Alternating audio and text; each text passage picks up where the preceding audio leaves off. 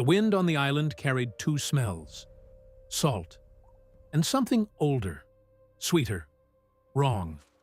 Brother Ronan stepped from his coracle onto wet shingle and knew before he climbed the path. The gulls knew too. They were still feeding. No bell rang, no psalm rose from the cliffs. The convent of Inis Méabh had answered Rome for 60 years, and now it answered nothing. Ronan pulled his cowl close. His fingers found the wooden cross at his throat. He had been sent as an investigator. He understood now he had been sent as a gravedigger. The main gate hung in splinters, oak thick as a man's thigh, broken like kindling. Iron hinges torn from the stone. Inside the courtyard he walked across a carpet of ruin, shards of clay, strips of vellum curled by rain, and bone, small bone, white bone, the kind the birds leave behind when they have taken everything else. The chapel had no roof. Sea mist had drifted through the open beams for months, washing the floor, washing the walls. It had not washed the altar. The granite there was black, a black that had sunk into the stone and stayed. At the base of that altar, he found the first one, a girl, 20, perhaps less. Her habit still clung to her ribs in gray ribbons.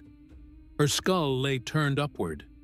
The jawbone had fallen open, and it had stayed open, locked in a shape Ronan would see in his dreams for the rest of his life. This was not a ruin. This was a confession written in bone. The chronicles would later record a simple thing. In AD 795, on a small island off the Irish coast, 42 consecrated women were killed by the first Viking raiders to strike the Western Isles. A martyrdom, a holy tragedy. The chronicles lied. Brother Ronan's report, written by candle in a stone cell, would be sealed by the church and locked away for more than 1,000 years. His count was exact. 17 women died on the island. Their bones were left to the gulls. The other 25 met a fate the church judged worse than slaughter. A fate so shameful to Rome that the women themselves were scraped from the records, their names burned, their existence denied. Tell us in the comments which city and country you're watching from, and if you believe these buried stories deserve to be heard, take a second to subscribe and stand with this work. You're watching Ancestral, the best dark history channel in the world. To understand what happened on the rock called Inis Méabh in the spring of AD 795, you have to first stand inside the world that existed there the morning before the ships came. It was not Ireland as you picture it. It was not even Europe as we understand it. It was a fortress of belief, perched on a slab of wind-burned stone 2 miles off the coast of what is now County Dublin, where 42 women had walked away from the noise of the mainland to live inside a single idea. That idea was that prayer, repeated in the right order at the right hours, formed a wall stronger than oak and harder than iron. They did not see their vows as words. They saw them as armor, stitched in heaven, worn in the flesh. They believed the Almighty stood at the door of their convent the way a thane stands at the gate of his hall, and they believed it the way you believe the sun will rise tomorrow. The convent itself had been founded in the year 731 by a daughter of the Uí Néill, the royal clan that ruled much of Northern Ireland. Her name was Sister Aebhilín. She had given up a marriage to a king of Brega to live on that rock. By 795, her bones lay under a flat stone in the chapel floor, and the women who lived above those bones still spoke her name every Sunday before the gospel reading. Their hours were measured by the bell. Lauds before dawn, prime at sunrise, terce, sext, nun, vespers, compline. The rule they followed had been written by St. Columbanus more than a century before, copied by hand at Bangor, carried across the Irish Sea and brought to the island in a leather satchel by Aibileen herself. The Latin words rolled through the chapel like a tide, in and out, and the women moved with that tide the way fish move with the current. Between the offices, they worked. They mended fishing nets for the islanders who left bread at the gate every Thursday. They tended a garden of cabbages and onions clawed from thin soil, sweetened with seaweed dragged up from the tide line. They ground barley on a quernstone whose top half had been carved with a small cross by Aibileen's own hand. They washed wool in a wooden trough fed by the convent's only freshwater spring, a spring the islanders called Tobar na Mban, the Well of the Women. And in one stone room with a single high window facing east, they made a book. At the heart of that room sat the abbess Brigid. She was 67 years old. She had taken the veil at 14, on the feast of St. Brendan in the year 742, and she had not set foot on the mainland since. Her knuckles were swollen into knots from a lifetime of damp Atlantic winters, and her shoulders had begun to curve forward like a hook. But her eyes were still clear, and her hand, when it held a quill, still moved without trembling. For more than 10 years, she had been building a gospel. It was her great work, her offering, the thing she would leave behind when her body went into the ground beside Aibileen's. Around her sat the youngest of the sisters, the ones she was teaching. There was Kawime, 16, the daughter of a fisherman from Howth, who had given his only girl to the church in thanks for a sail that did not tear. There was Fionnuala, 19, a runaway from a forced marriage in Leinster who had begged for sanctuary 3 winters before and had never spoken of her family since. There was Méabh, also 16, an orphan of the great cattle plague of 786, brought to the gate as a starving child of 7.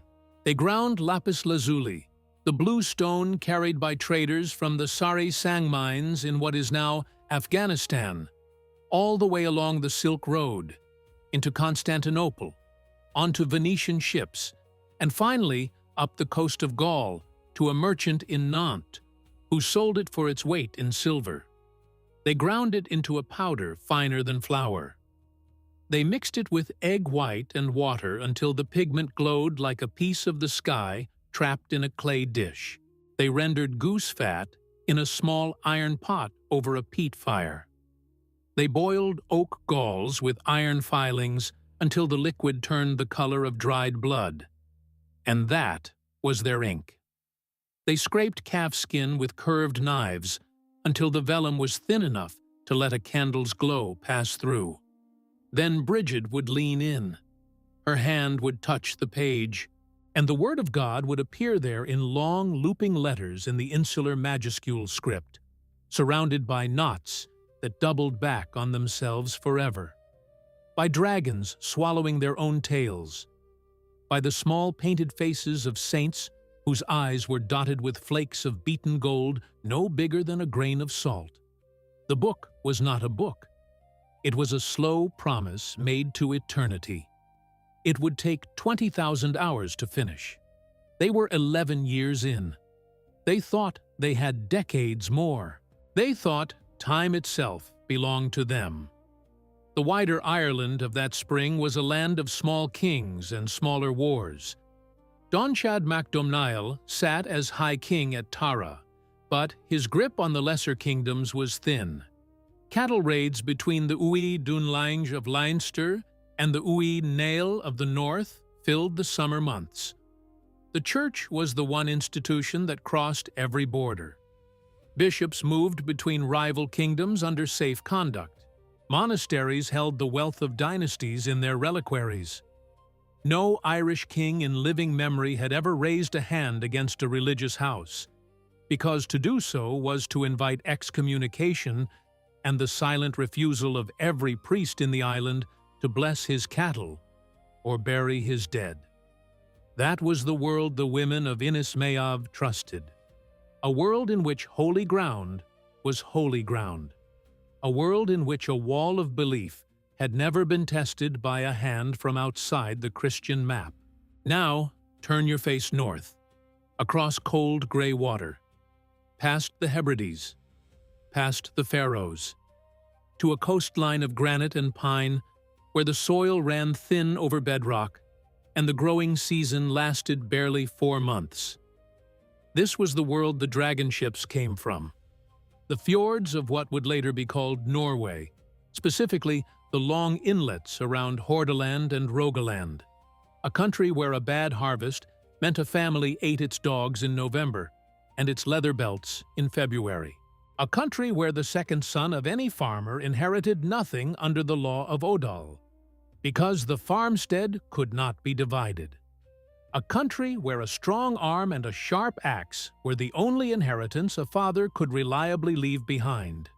The men who would soon step onto Inis Méabh were not yet the Vikings of legend. They had not yet founded Dublin, which would not be raised on the Liffey until 841. They had not yet sailed up the Seine to besiege Paris under Ragnar in 845. They had not yet planted their banners in Iceland or set foot on the shores of Vinland. In AD 795, they were something simpler and more dangerous. They were hungry men with boats. Their first known strike on the Christian West had come only 2 years earlier, in June of 793, when a raiding band fell on the monastery of Lindisfarne off the Northumbrian coast. The chronicler Alcuin of York, writing from the court of Charlemagne, recorded that letter with shaking ink. "Never before has such terror appeared in Britain," he wrote to King Ethelred. "The heathens have poured out the blood of the saints around the altar." That letter had not yet reached Ireland. The women on Inis Méabh did not know the word for what was coming. Their gods matched the lives they lived. Odin gave no comfort. He hung himself from the world tree Yggdrasil for 9 nights, pierced by his own spear, to steal the runes from the well of Mimir, and he expected his followers to bleed for what they wanted too. Thor did not bless the meek. He smashed the skulls of frost giants with a hammer called Mjolnir, and laughed about it afterward. Their afterlife had no green pastures. It had a hall called Valhalla, with a roof made of shields, where dead warriors drank mead from horns and fought, healed, and fought again until the world ended in fire at Ragnarok. A religion of forgiveness was, to them, the religion of a beaten dog. When these men looked at the monasteries of the West, they saw something almost too easy to believe.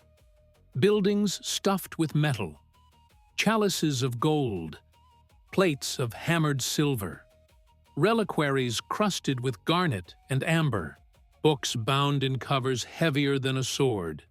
And standing between all that wealth and a Norse axe? Nothing. No walls worth the name, no men trained to fight. Only women and men in robes who would kneel and pray when the blade came down. A god who could not defend his own treasure house was a god worth nothing. Taking what such a god owned was not a sin. It was a verdict. The man who led the 3 ships that beached on Inis Méabh that morning was named, according to a saga fragment preserved in the much later Landnámabók, Thorfinn Skull-splitter. He was 31 years old. He had sailed under his uncle at Lindisfarne and had come home that autumn with enough silver to buy a wife and a farm. He had spent the winter listening to other men talk about other monasteries. By the time the ice broke in his home fjord that March, he had 3 ships, 90 men, and a chart drawn by a Frisian trader who had once been blown off course and seen a small island with a stone tower west of the Irish coast. The morning came with fog, thick, salt-heavy fog that rolled in off the Atlantic and pressed against the convent walls like wet wool. It was the 17th of May, the feast of St. Paschasius. Sister Edamer was on watch that hour, walking the low perimeter wall with her rosary moving through her fingers. She was 22 years old. She had been on the island for 6 years. She saw nothing. She heard nothing. Sound did not travel through fog like that. It died inside it. What she saw first was not a ship. It was a shape, a long dark shape sliding through the white. Then a head at the end of that shape. A wooden head carved into the snarl of a beast, painted red and black, mouth open, teeth bared. Then a second shape behind it. Then a third. The drakars were built with shallow hulls, no more than 3 feet of draft, so they could ride the surf right onto the beach without dropping anchor, and they did. The keels hissed across the shingle. The bell in the chapel tower had just begun to toll lauds.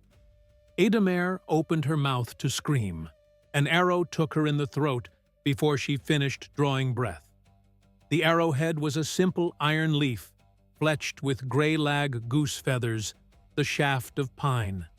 She fell from the wall into the courtyard below, 15 feet down, and her rosary kept moving through her fingers for a few seconds after she stopped.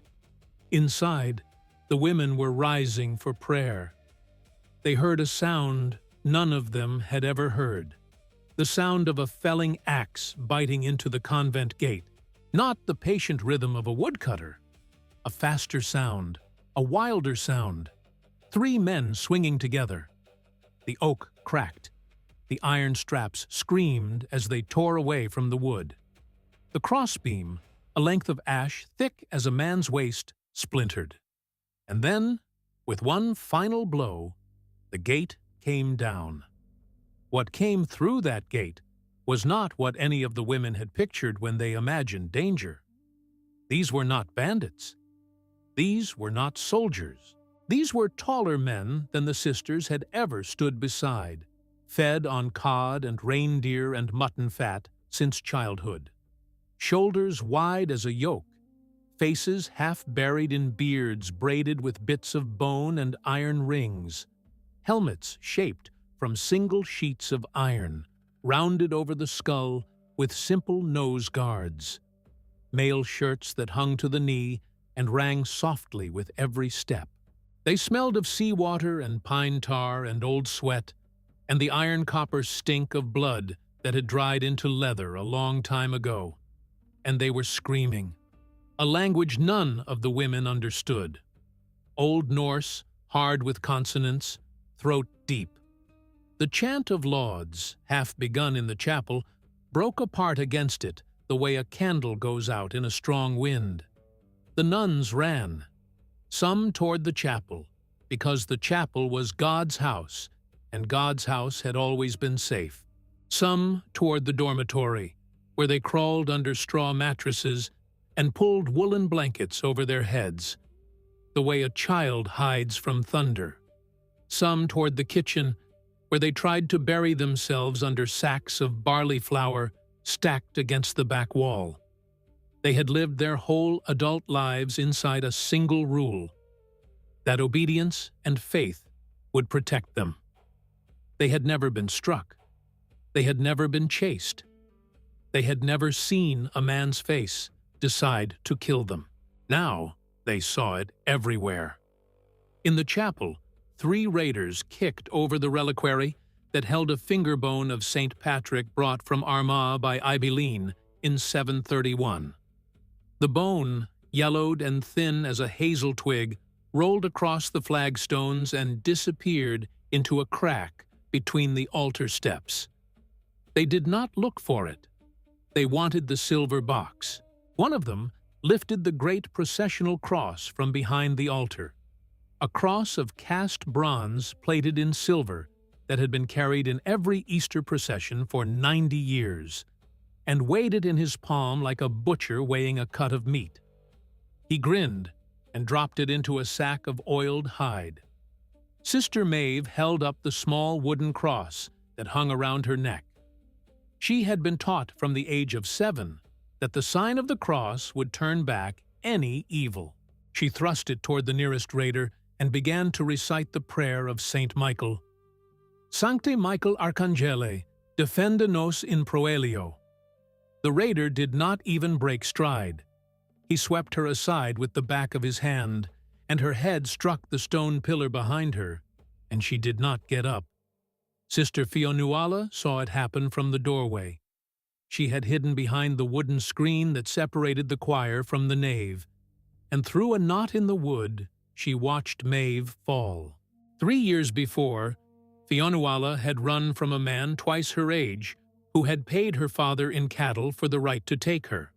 She had run because she believed God would protect her.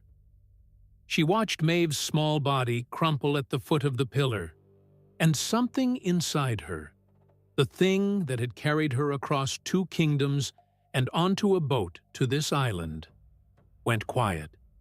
It was in that moment that the truth began to seep into the minds of the women who were still standing. The truth was a cold thing. It was colder than the Atlantic in March. The prayers were not stopping the blades. The crosses were not turning the men back. The walls of belief that they had spent their entire adult lives building were not there. There had never been walls. There had only been words.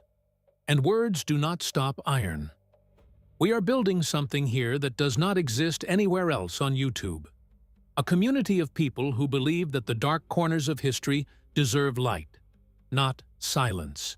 If that sounds like you, if you feel the pull toward the stories the textbooks skipped, then I want to invite you into the inner circle of this channel. It is called The Lineage. Becoming a channel member is more than support. It is taking a seat at the table where these stories are built. Your membership is what allows us to dig into archives others ignore, to chase down sources others dismiss, to keep the lights on in the room where these scripts are written. In return, you get early access to videos before they go public, exclusive posts, and a place among the people who keep this mission alive. Click the Join button under the video and take your place in the ranks. Inside the convent, the harvest had begun. That was the word the raiders used among themselves. Ur in their tongue. Harvest. They moved through the rooms in pairs, the way men move through a field of grain. One to cut, one to gather. They knew exactly what they were looking for, and they knew exactly how much time they had before the smoke would draw curious sails from the mainland 2 miles away. Thorfinn Skull-splitter himself shouldered open the door of the scriptorium. Abbess Brigid was still there. She had not run. She had walked to her work table, the way she walked there every morning, and she had placed both of her gnarled hands flat on the unfinished gospel, as if her body alone could protect 10 years of labor. Thorfinn stopped in the doorway. He looked at her. She looked at him. Neither of them spoke because they had no language in common. Then he crossed the room in 3 strides. He did not strike her. He simply lifted her aside by one arm, as a man lifts a chair, and set her down against the cold stone wall. Then he turned to the book. He saw the gold. He saw the lapis blue glowing in the morning light from the high window. He did not see the dragons or the saints or the looping Latin script. He saw weight. He saw value.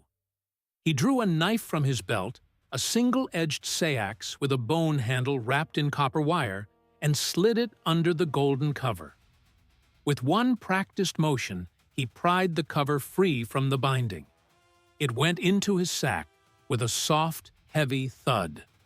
Then he picked up the vellum pages. 11 years of work. 20,000 hours. The blue of mountains 9,000 miles away, and the gold of distant mines, and the steady hand of an old woman who had given her whole life to a single book. He turned them upside down and let them fall. They scattered across the stone floor like leaves in November. His comrades, coming in behind him, did not even look down. Their boots ground the gold leaf into the dirt. The painted faces of the saints disappeared under mud and seawater dripping from the men's cloaks. Brigid watched from the wall. She did not cry out. She did not weep. Something in her face had already gone somewhere far away, somewhere past the reach of any axe. Thorfinn turned back to her. He looked at her hands, the swollen knuckles, the thin wrists. He looked at her face, the lines, the gray hair under the white veil. He was calculating. He was deciding what she was worth on the slave block at Hedeby, where old women fetched a tenth of what a young one did. Sometimes nothing at all. He had not yet decided. But 17 of her sisters were already dead in the courtyard, their blood pooling between the cobblestones the islanders had laid by hand 60 years before. And 25 of them were still alive, herded now into the chapel under the broken roof, their hands bound behind them with strips of their own torn habits. And what Thorfinn and his brothers would decide to do with those 25 in the next 4 hours was the thing the Church of Rome would spend the next 1,000 years pretending had never happened at all. The first explosion of violence inside the convent walls did not last long. Within an hour, it had cooled into something quieter. And quieter was worse. The raiders were not raging now. They were working. They moved through the stone rooms the way a crew of foresters moves through a stand of timber. Marking, cutting, dragging. There was no shouting. There were orders given in short Norse syllables, grunts of effort, the steady clink of metal being thrown into hide sacks. The convent of Inis Méabh was no longer a house of prayer. It was a warehouse being emptied. The men knew their trade. 2 years of practice on the Northumbrian coast, since the strike on Lindisfarne on the 8th of June, 793. Raids on the monastery of Jarrow in 794. A strike that same autumn on the small chapel at Iona's daughter house on Tiree. Hermitages along the Firth of Clyde, stripped one by one in the spring of 795. Thorfinn's crew had learned exactly how to empty a religious house in under 4 hours, and they had learned it from the men who had taught them. A silver chalice was not a chalice. It was 4 ounces of metal. They poured the communion wine onto the flagstones, where it pooled and ran toward the cracks between the slabs that Aibelline had laid herself in 731. Then they crushed the cup flat under a boot, because a flat cup packs into a sack, and a round one does not. Tapestries came down in long shrieks of tearing wool. The one above the choir showed the calling of St. Andrew, woven over 3 winters by Aibelline in the years before her death. Gold thread ran through the water at Andrew's feet. Thread spun in Byzantium and traded north through the Frankish ports of Quentivik and Dorestad. The raiders did not look at Andrew. They bundled the tapestry, knotted it, and threw it onto the pile. Later, in the long winter nights at home in Hordaland, women would burn the wool in clay dishes and skim the molten gold from the bottom. In the scriptorium, they ignored the parchment rolls of scripture and commentary, the works of Jerome and Augustine copied in Bangor and brought across the sea in oilskin wrappings. Those things had no buyer in Kaupang or Hedeby. What they took were the small sealed clay pots, the lapis lazuli, ounce for ounce more valuable than silver on the Khazar trade roads, the orpiment, the yellow pigment ground from arsenic ore mined in the Cappadocian mountains, the vermilion distilled from cinnabar carried up from Almaden in Iberia.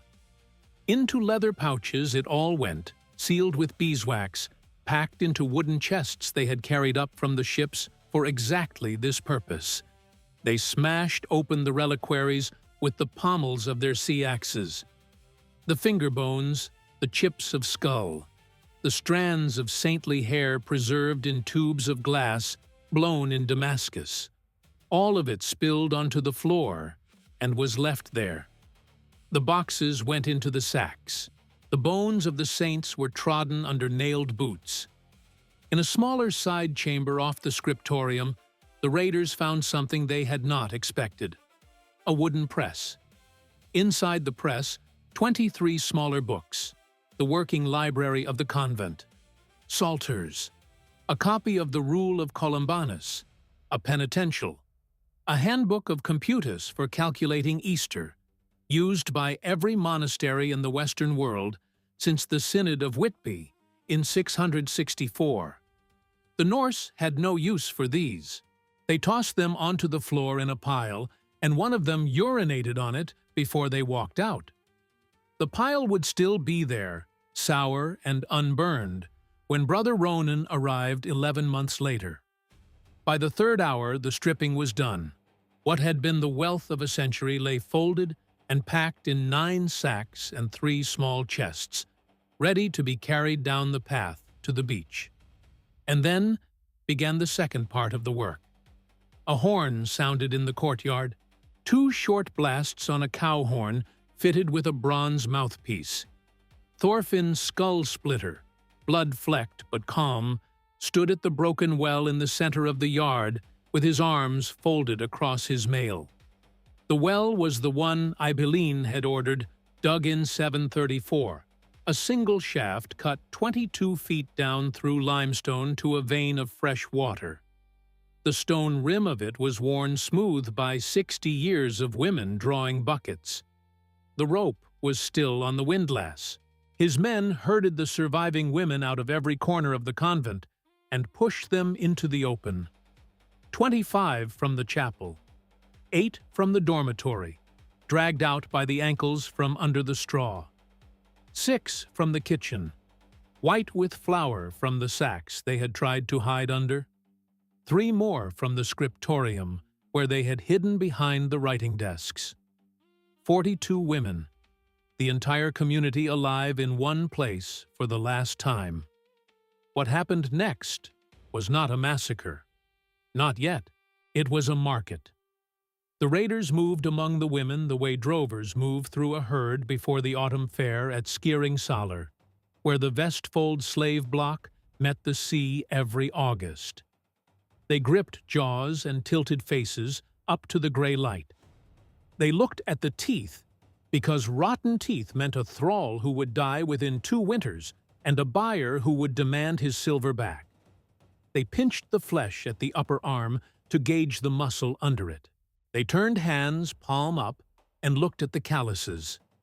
Soft hands meant a noblewoman's daughter, and noblewomen's daughters could sometimes be ransomed back to their families for more than they would fetch on the block. The Arab traveler Ibn Fadlan, writing more than a century later about the Rus slavers he met on the Volga in 922, would describe the same procedure in nearly identical detail. The teeth, the arms, the calculation.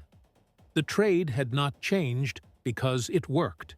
Sister Kauemhi, the fisherman's daughter from Houth, was 16. Her teeth were good. Her hands were strong from years of grinding pigment for the gospel. She was pushed to the left side of the yard. Sister Fionuala, the runaway from Leinster, was 19. She fought. She bit the hand that gripped her chin and drew blood. The raider who held her, a man with red hair braided down his back to the small of it, only laughed. Spirit was an asset in the markets of the East, where the Khazars on the lower Volga paid extra for women who would not break easily. She was pushed to the left. Sister Maeve was already dead at the foot of the pillar in the chapel. Sister Etaine, 23, the convent's herbalist, who knew the use of meadowsweet and willow bark and yarrow, was pushed to the left. The raiders did not know what she knew. They only saw the strong shoulders of a woman who had spent 6 years digging in the garden. To the right went the old. To the right went Sister Awife, who had taken the veil under Abilene herself in 743 and was now 74, half-blind from cataracts, walking with a stick of blackthorn. To the right went Sister Méabh, the cook, whose left leg had been crooked since a fall from the hayloft in 775. To the right went Sister Siley, who had developed a wet cough through the winter that left red flecks on the linen of her sleeve every morning. Phthisis, a country priest would have called it. Consumption. To the right went Sister Doirin, 51, whose hands trembled with a palsy that had grown worse every spring for a decade. To the right went any woman whose body told the raiders she would not survive a sea crossing of 3 weeks on a deck without shelter. To the right went the Abbess Brigid. 16 women on the right, 25 on the left, plus Brigid. 17 in total marked for the beach. The Annals of Ulster, compiled at the Monastery of Armagh from earlier sources, would record this raid in 18 Latin words under the year 795. Vastatio omnium insularum, Britannia a gentilibus. The devastation of all the islands of Britain by the heathens. No name, no number, no women. Brother Ronan's hidden manuscript was longer. Brother Ronan's manuscript named each of the dead and listed which side of the courtyard she had been pushed to. The 17 were bound at the wrists with strips of their own woolen veils and driven down the path to the shingle beach. The path was steep, cut in 3 switchbacks down the cliff face, slick with the morning damp and patches of seabird droppings. Sister Awaif fell twice. Each time, the red-bearded raider behind her dragged her up by the rope at her wrists and shoved her on without a word. The 25 who would live were forced to walk behind, to see, to understand what they were being spared from and what the price of that sparing would be. Down on the beach, the 3 drakers sat tilted on the shingle where the keels had hissed in at dawn. They were each about 75 feet long, clinker-built of oak strakes, overlapped and riveted with iron, with mast steps for a single square sail, and benches for 30 oarsmen. The carved dragon heads had been unshipped now and laid on the deck, because Norse custom held that the heads were brought ashore only when entering hostile waters, to frighten the land spirits, and the land spirits of Inis Méabh had clearly fled. The shingle on the beach was a coarse mix of gray limestone pebbles and black flint nodules, the kind that bruises through the soles of thin sandals. The tide line was marked by a long ribbon of dark kelp drying in the morning breeze. The smell down here was different from up at the convent. Up there it had been incense and blood. Down here it was salt and old fish, and the tar the raiders had used to caulk the strakes during the crossing from Shetland. The women were lined up along the tide line. The gray Atlantic broke at their feet in slow, heavy folds, the way it always had, the way it had on every morning of Ibeline's life, and every morning of Brigid's. Gulls had already begun to circle. The blood of Sister Edamer, dragged down from the wall where she had died at dawn, had already soaked into the stones nearest the longships. Brigid was placed at the end of the line. What she did then is the part of Ronan's manuscript that the church in Armagh, when it received his report in April 796, ordered scraped from the vellum. The chief scribe was a man named Ferdomnach, who would later compile the Book of Armagh in 807. He was 23 years old that spring. He carried out the order, but Ronan had copied his account twice. The second copy he hid inside the lining of his own cowl, sewn flat between 2 layers of wool. That second copy is how we know. She knelt, not in submission. The line of her back was straight. Her white hair had come loose from the veil, and the wind off the water lifted it in a thin cloud around her head. She lifted her face to the sky, and she prayed aloud in clear Irish, slow enough that the women behind her could hear every word. She did not pray for herself. She did not pray for rescue. She did not pray for her sisters. She prayed for the souls of the men who were about to kill her. She asked God to forgive them.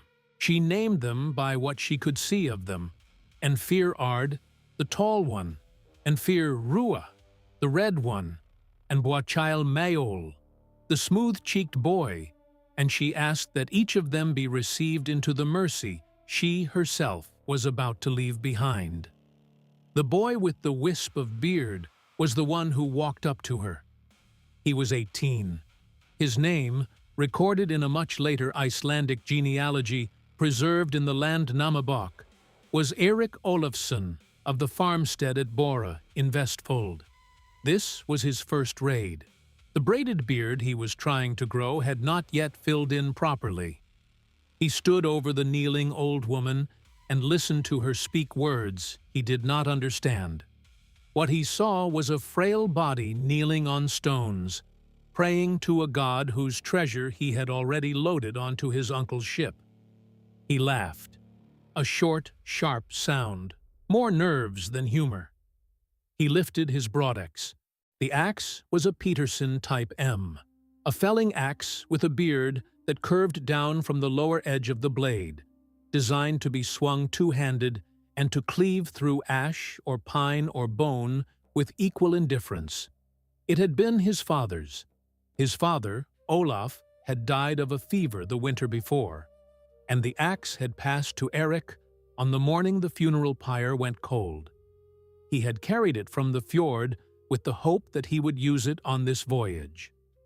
Brigid did not stop praying. The axe came down. The prayer ended in the middle of a word.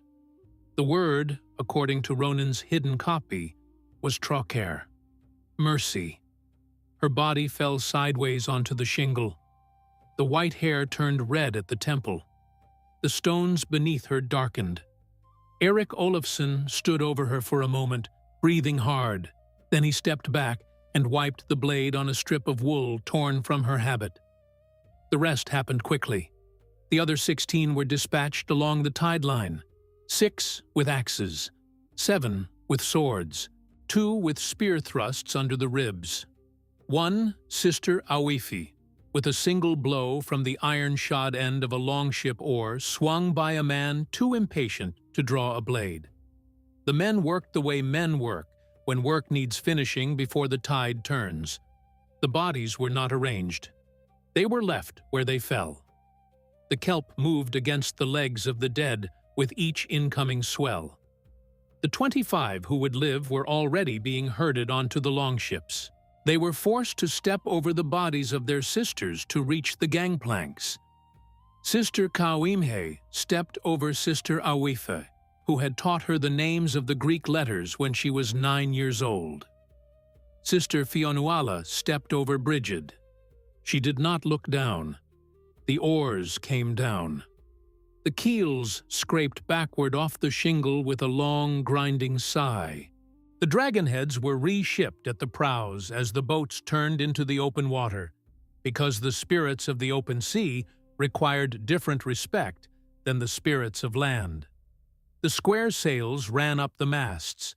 The wind that morning was a clean northwesterly, and within an hour the 3 ships were a single line of dark shapes on the horizon, headed north for the Hebrides, where they would rest for a night before turning east for the long crossing to the trading post at Skýring Salar. The last sight of Inis Méabh from the stern of the 3rd Drakkar was the line of women along the tide line, and the gulls already beginning to drop from the sky. For more than 1,000 years, this was just a story. A rumor preserved in a manuscript no one was allowed to read, sealed in the archive at Armagh, and later transferred, after the Norman reorganization of the Irish Church in the 12th century, to a locked chest in the library of the new cathedral at Cashel. From there it passed, in 1654, into the private collection of a Cromwellian officer named Henry Ireton, who could not read the Latin and used the manuscript as wadding for the spine of a ledger. The ledger ended up in the National Library of Ireland in 1923. The manuscript was rediscovered, by accident, by an archivist named Mary Holmes during a routine recataloguing in November of 2008. 3 years later, in the spring of 2011, a team from the Discovery Program, working with University College Dublin under the direction of Dr. Aidan O'Sullivan, opened the ground inside the ruined walls of the convent on Lambay Island. What they found turned rumor into bone. 17 skeletons in a single pit, cut into the limestone bedrock to a depth of just over a meter. All female, all adult, all buried together in a layer of soil that radiocarbon dated to between AD 780 and 810.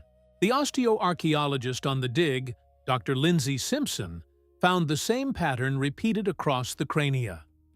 Massive perimortem fracturing of the parietal and temporal bones. Clean-edged cuts, not the splintering of a fall, not the crushing of a rock slide. The wound profiles were consistent with a single weapon, swung two-handed, with a blade between 4 and 6 inches wide. A Peterson Type M, the same axe type found in burial mounds across Vestfold for the period. The ribs of 3 skeletons showed sword thrust marks angling downward from the front, the signature of a man standing over a kneeling target. 2 skeletons had transverse fractures across the ulna and radius of the forearms, the classic defensive injury of someone trying to shield her head from a descending blade with her bare arms. The skeleton, later identified as that of Sister Owife, showed massive blunt force trauma to the right side of the skull, consistent with the strike of a heavy wooden object shod in iron. An oar. And then they found her. At the eastern edge of the pit, separate from the others, lay a single skeleton, older than the rest, judging by the fusion of the cranial sutures and the wear on the cervical vertebrae. The pelvis confirmed female. The hands, when reassembled, showed the swollen joints of long-standing rheumatoid arthritis. She had been laid out carefully, arms folded across the chest, a small flat stone placed under the head. The fracture in the left parietal bone was a single clean wound, between 4 and 6 inches across. This was not the work of the raiders. This was the work of someone who came later. Someone who found her where she had fallen on the beach, carried her back up the path to the chapel, and gave her the only burial he could manage with a folding shovel and a prayer book. Brother Ronan, 11 months too late. And beside her, in the soil, the chemists from Trinity College Dublin found something else. Faint stains, streaks of pigment that had leached out of something long since rotted to nothing. The vellum was gone. The wooden boards were gone. The thread that had bound them was gone. But the pigments had survived in the wet, anaerobic soil of the grave. Lapis lazuli, in unmistakable concentrations, orpiment yellow, vermilion red, and microscopic flakes of pure beaten gold, scattered through the dirt in a pattern shaped like a book. He had gathered the trampled pages from the scriptorium floor. He had carried them down with her body, and he had laid them in the grave with her. If you want to step closer to the world these women lived in, the book this episode is built on is sitting in the shelf below this video. Tap the View Products button and look. It is a hard, honest study of the Viking Age in Ireland, written by a historian who walked the ground at Lambay before the dig opened the pit. It is the book I keep within reach when I write. While you are there, look at the rest of the shelf. We have curated a small collection of pieces tied to the worlds we cover, including a replica of an early insular cross, like the ones the sisters wore at their throats, and a hand-pressed bound journal modeled on an 8th century gospel. Open the shelf now and take a moment to look. The story will wait for you. The archaeology of the pit told one more thing.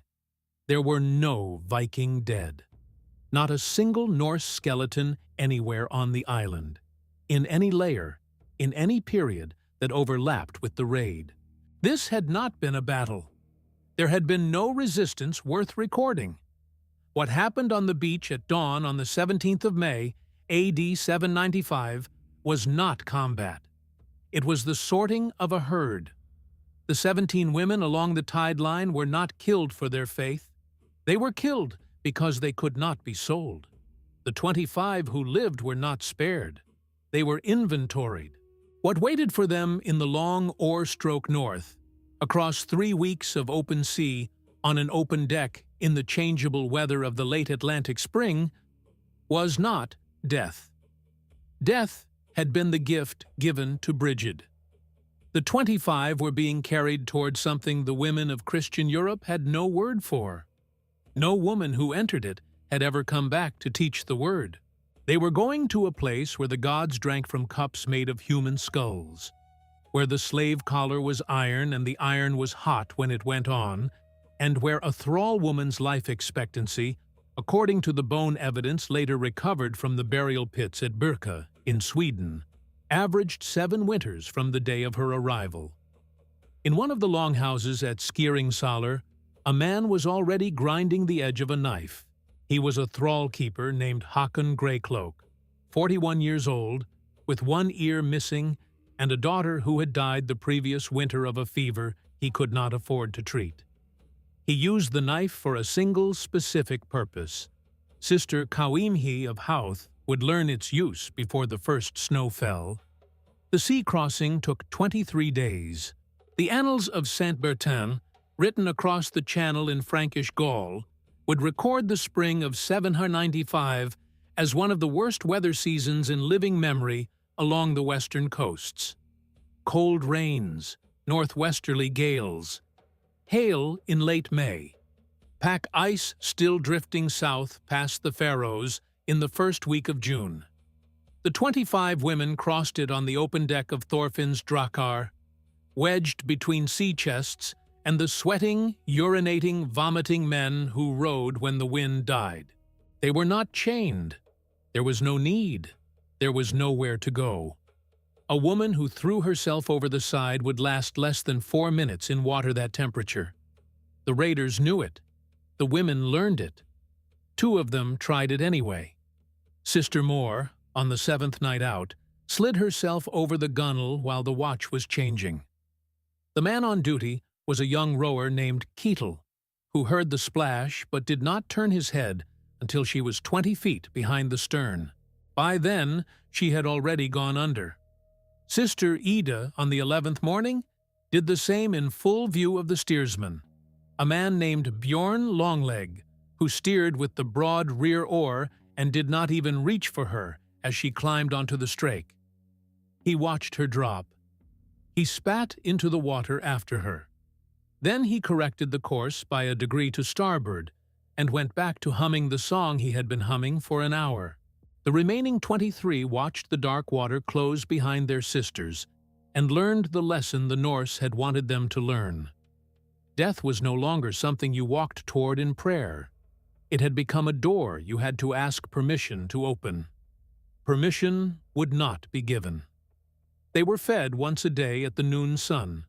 A handful of dried cod, salted hard enough to crack a tooth, and a wooden cup of water with a finger of soured milk in it.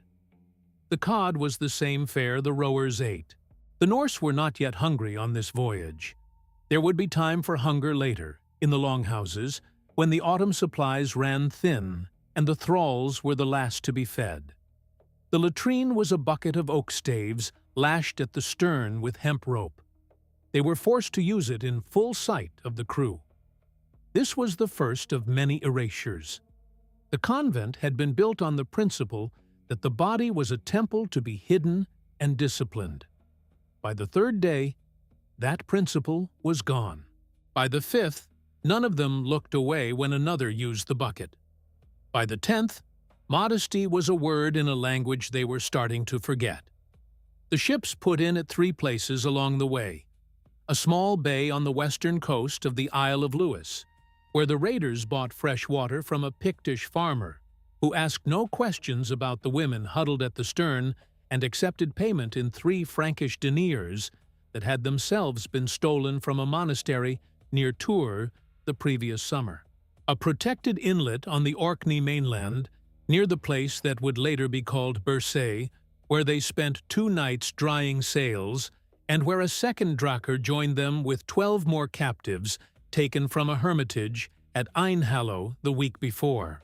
Among those 12 was an old hermit named Brother Elred, 81 years old, who had lived alone on his small island for 43 years, and who died on the third day at sea, sitting upright against the mast, his eyes open and fixed on the horizon to the west. The third landfall was the trading post at Skiringssalur in Vestfold, on the western side of the Oslofjord, where the long journey ended and the longer one began. Skiringssalur was not yet the town it would become. In 795, it was a season market, a cluster of perhaps 30 wooden buildings strung along a sheltered bay, occupied only between April and October.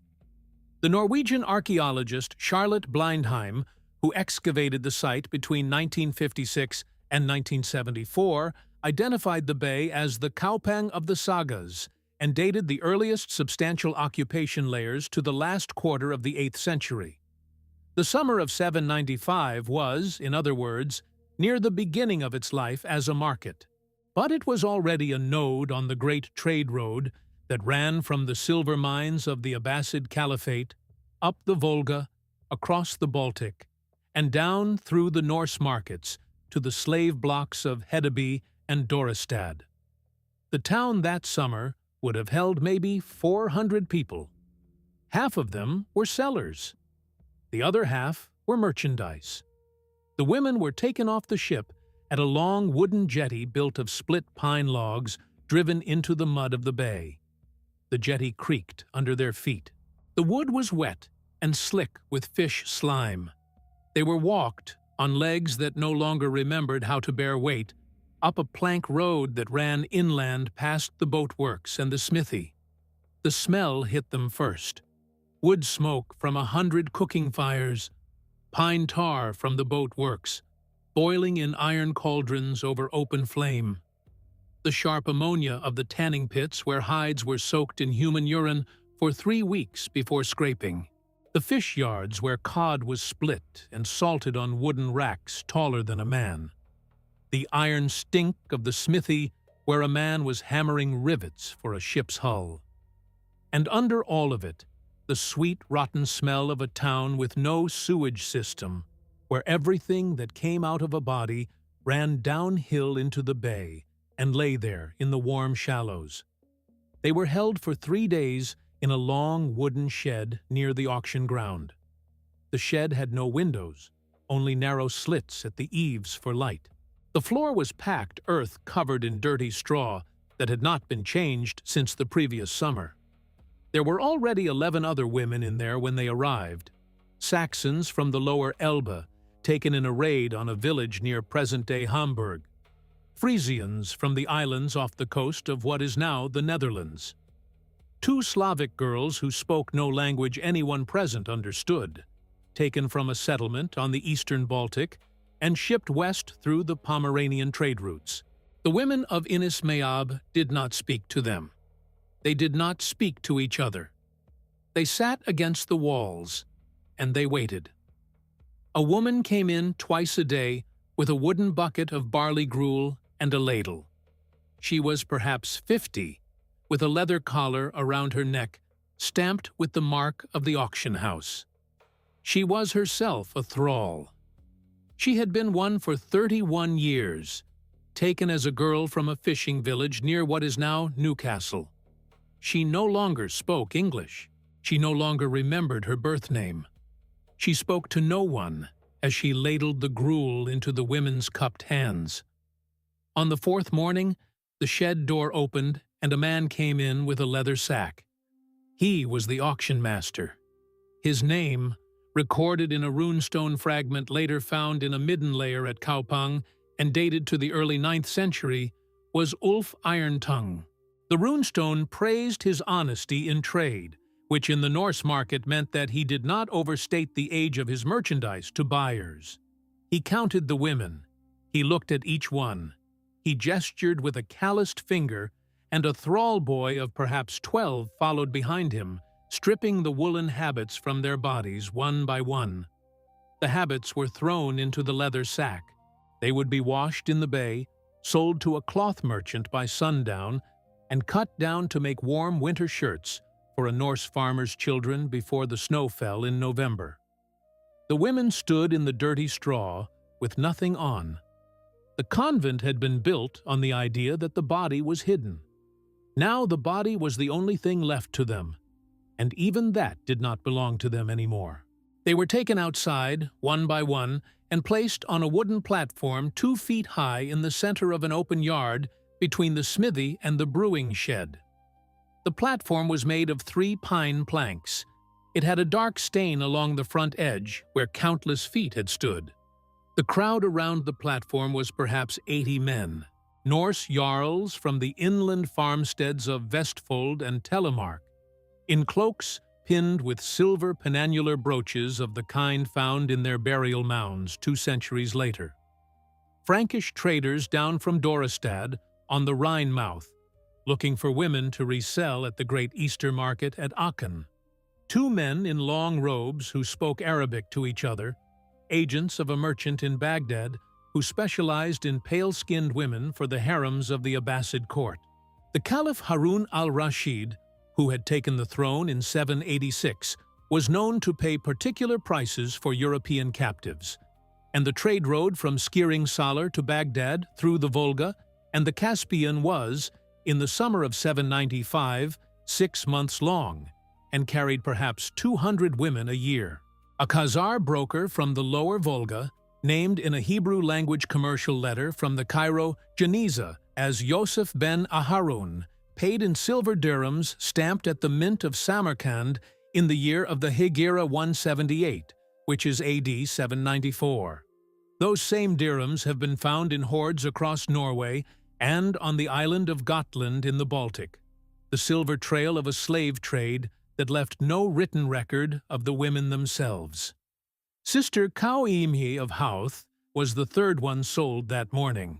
She was bought by Hakon Greycloak, the thrall keeper of a longhouse 12 miles inland near the modern site of Larvik, for the price of half a mark of silver, roughly 4 months' wages for a free Norse laborer. He paid in cut pieces of a silver arm ring. He led her away on a hemp rope tied around her neck. She would live in his longhouse for 9 years.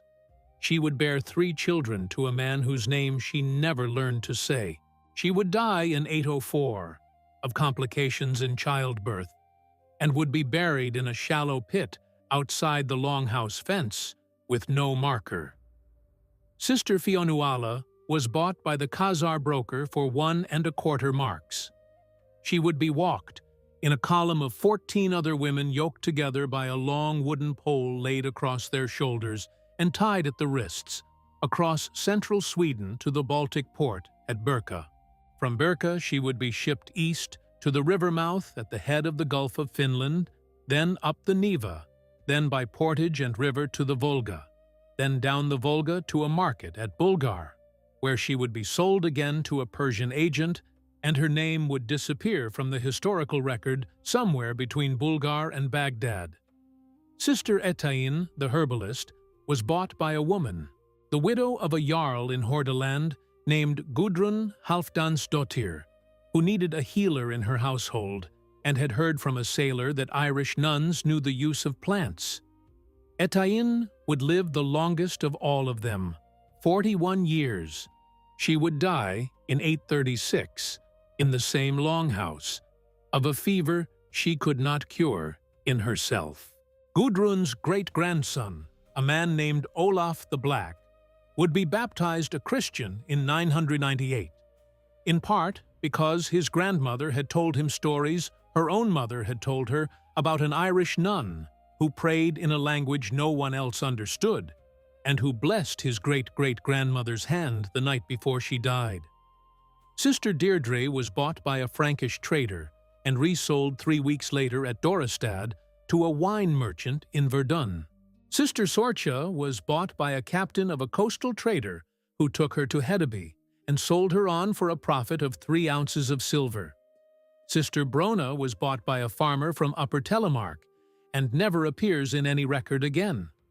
The Christian merchant who carried the message out of Skering-Salar that summer was a Frisian named Liudger, based in Dorestad, who traded amber north and Rhenish wine south. His name appears in a customs register at the port of Quentivik for the years 793 and 798. He stopped at the auction ground at Skering-Salar in late July of 795 on his way home and recognized the cut of the Irish habits among the bundles of cloth for sale. He bought one back as a curiosity. He had a brother who was a deacon at the new monastery at Werden in Saxony, and he thought it might interest him. While he was paying for the habit, a woman in a wooden cage at the edge of the yard caught his sleeve through the bars and pressed her thumb into his palm 3 times, the way Irish travelers signed themselves to each other in the markets of the continent. She had been a nun. He understood.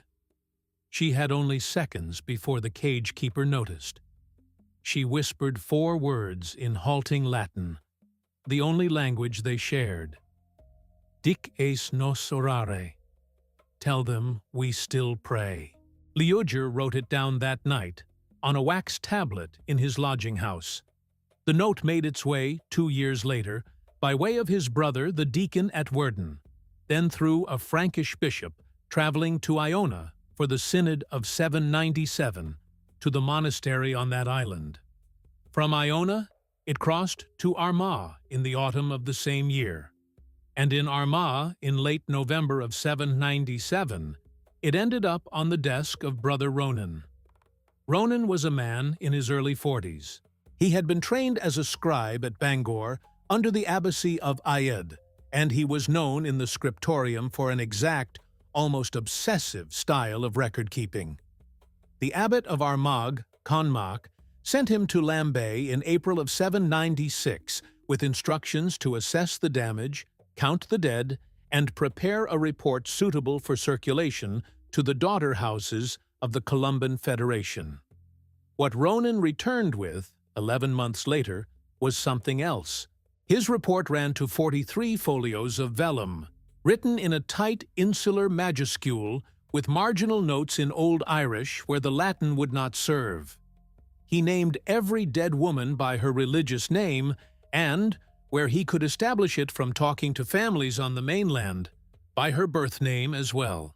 He drew a plan of the convent showing where each body had been found, with small crosses to mark the position of each skeleton, a forensic technique that would not be used again in European archaeology for more than 1,000 years. He recorded, in a clinical hand, the wound type for each, distinguishing axe cuts from sword cuts from blunt trauma, and noting the angle of the wound relative to the position of the body. He listed the missing 25 and noted what was known about each of them from Liudger's testimony, which the Bishop of Tours had forwarded under seal to Armagh in the same packet as the wax tablet. And then, in the last quire of his report, Ronan did something the institution he served could not forgive. He wrote a recommendation. He recommended that every coastal monastery and convent in Ireland be permitted to maintain a small armed guard, paid from monastic funds, trained in the use of spear and short sword, and authorized by canon law to defend the community against raiders. He argued, citing precedent from the Byzantine border monasteries on the Anatolian frontier that he had read about in a copy of Theophanes the Confessor available in the library at Bangor, that the defense of consecrated ground was not contrary to the gospel. He pointed out that the policy of total non-resistance, which the Irish Church had inherited from the Desert Fathers through John Cassian's conferences, had cost the lives of 17 women on Lambay and condemned 25 others to a fate worse than dying. He went further. He suggested that the survival of the 25 be acknowledged publicly, that prayers be said for them by name in the offices of the daughter houses, that a small fund be raised, modeled on the ransom funds the Frankish bishops were already using to redeem captives from Muslim Iberia, to attempt to buy back those who could be located. He named Liudger of Dorestad as a possible intermediary. He named the Bishop of Tours as a possible coordinator. He even drafted a sample letter in the back pages of his report that could be sent to the abbess of the daughter house at Kildare to begin organizing such a fund. The report reached Armagh in March of 797. The abbot Conmach read it in his cell. He read it twice. He did not eat that night. The next morning, he sent for Ferdomnach, the chief scribe. Ferdomnach was 23 years old. He was ambitious, devout, and entirely loyal to the abbacy that fed him. He would later be remembered as one of the finest scribes Ireland ever produced. The order he received that morning was simple. The report was to be reduced to a single page, suitable for the annals. 42 holy women had died at the hands of the heathens. They had been received into the company of the martyrs. No mention of the 25. No mention of the slave markets. No mention of liudger. No mention of armed guards. No mention of ransom funds. Ferdomnach wrote the page that morning. He delivered it to the abbot before Sext. The single page survives. It is bound into the annals of Inis Méabh and reads, in full, in 18 Latin words. Vastatio omnium insularum Britanniae a gentilibus, et in eodem anno occisae sunt sorores Lambayae. The devastation of all the islands of Britain by the heathens, and in the same year, the sisters of Lambay were killed. The original 43 folios were not destroyed. They were locked in a wooden chest of oak with iron bands in the abbot's cell. The chest was passed from abbot to abbot. In 807, when Ferdomnach himself compiled the Book of Armagh, he saw the chest and did not open it, though by then he was abbot, and the key was in his belt. In 1014, after the Battle of Clontarf, when the abbey was reorganized under the patronage of the new High King Mael Secnail, the chest was moved to a sub-vault beneath the cathedral. In 1162, after the Synod of Clane brought Armagh into closer conformity with Roman practice under papal pressure, the chest was moved again, this time south to the new cathedral library at Cashel, under the authority of the Archbishop Donchadois Longargain. In 1654, during the Cromwellian confiscations of church property across Ireland, a new model army officer named Henry Ireton, distantly related to the more famous Henry Ireton, who had married Cromwell's daughter, broke the lock on the chest in the cathedral library at Cashel, looking for gold.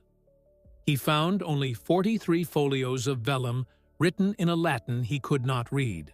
He took 12 of them home as wadding for the spine of a household ledger, because the vellum was tough and his ledger was falling apart. The other 31 he burned in the cathedral fireplace because the spring of 1654 was cold and the cathedral was no longer being used for worship. The 12 surviving folios passed through 3 generations of the Ireton family. They were sold in 1798, after the Irish Rebellion, to a London bookseller named Edwards of Pall Mall. Edwards sold them in 1851 to a Dublin antiquarian named James Hardiman, who recognized the script as insular but could not read enough Latin to understand the content. Hardiman's collection passed, after his death, to the Royal Irish Academy, and then in 1923 into the founding collection of the National Library of Ireland. They were catalogued, incorrectly, as a fragment of a late medieval martyrology and assigned to a shelf in the manuscript stacks where they sat for 85 years. In November of 2008, an archivist named Mary Holmes, working through a backlog of miscatalogued items in preparation for the library's centenary, opened the folder containing the 12 folios. She recognized the insular majuscule hand as 8th century, not late medieval. She recognized the dating formula in the colophon. She read the first 3 lines and stopped breathing for a moment. The next morning, she carried the folios up to the office of the Keeper of Manuscripts. 3 years later, the ground opened at Lambay, and the bones in the pit confirmed every line Ronan had written. The women of Inis Méabh, were silenced 3 times. Once by Eirik Olafsson's axe on the beach on the 17th of May, 795. Once by Håkon Greycloak's knife and 100 knives like it in the longhouses across the Norse world in the years that followed. And once by Conmach of Armagh in the cell where he chose, in the spring of 797, to protect an institution rather than name a wound. The first 2 silences took hours. The third took 1,200 years. What the Church could not face, in the end, was a simple thing. It was not that women had died, it was that women had survived. The dead can be canonized, the dead can be turned into stained glass. The dead are useful to an institution that promises eternal life. The living, the women in the longhouses, the women on the Volga, the women whose children grew up speaking Norse and worshipping Thor, those women were a question the Church could not answer. So the Church removed the question. History is not always written by the victors. Sometimes it is written by the archivists, the abbots, the men with chests and locks and fireplaces. The work of remembering, then, is the work of opening what was closed. The bones in the pit on Lambay opened it. The folios in the Dublin Library opened it. And the names Ronan wrote down in 796, names that an abbot tried to erase in 797, are now spoken again. Brigid, Oife, Méabh, Sile, Doirin, Cowimhe, Fionuala, Etain, Maeve, Idamir, Mor, Ide, Deirdre, Sorcha, Brona, and 27 more, 42 of them. If this story moved you, take a moment to leave a comment below. Tell us the name of one of the women that stayed with you. Like the video. Share it with someone who needs to know that the past does not stay buried forever. You've just watched another premium documentary by Ancestral, your ultimate history hub on YouTube. The video appearing on your screen now is the next chapter waiting for you. Another buried story. Another silence broken. Click it and walk with us a little further into the dark.